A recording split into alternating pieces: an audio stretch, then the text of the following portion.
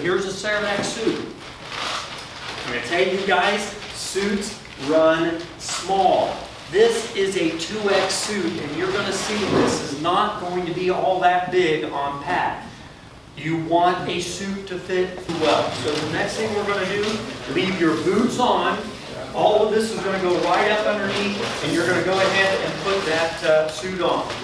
The thing is remember, while we're doing this, we have taken a Tyvek suit and what we lovingly call a duckbill to the patient.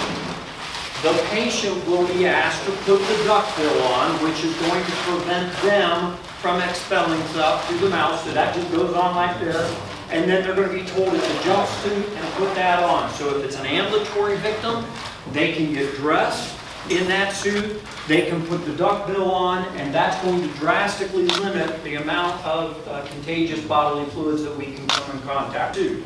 Next thing we're going to ask you to do is in the bag should be a pair of booties.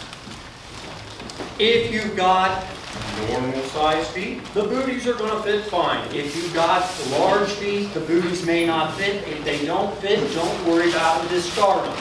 The only thing is these booties will give just a little bit of added protection on the Cernex suit in case you come upon a sharp piece of concrete or a rock or something that's in the middle to prevent you from ripping or tearing the suit.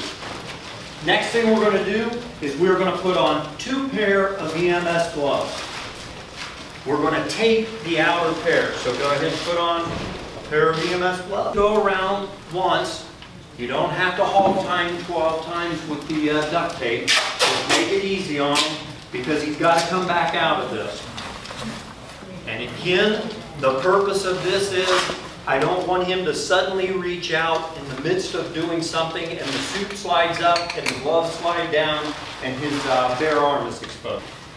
Next thing we're going to do is we're going to don the 3rd pair of EMS gloves. So this is the pair of EMS gloves that's going to do the actual contact with the victim. So are you having fun?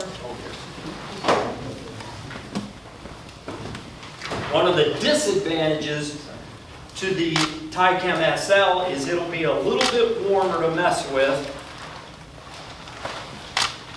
than the Tyvek suit is. But I think for the length of time that you're wearing this, we're used to hot situations, we can manage it. So go ahead and put that on.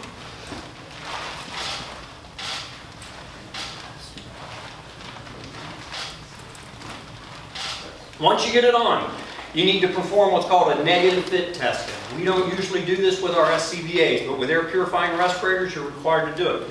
So you're going to cover these cartridges with your gloved hand and inhale and make sure that mask sucks to your face and stays there.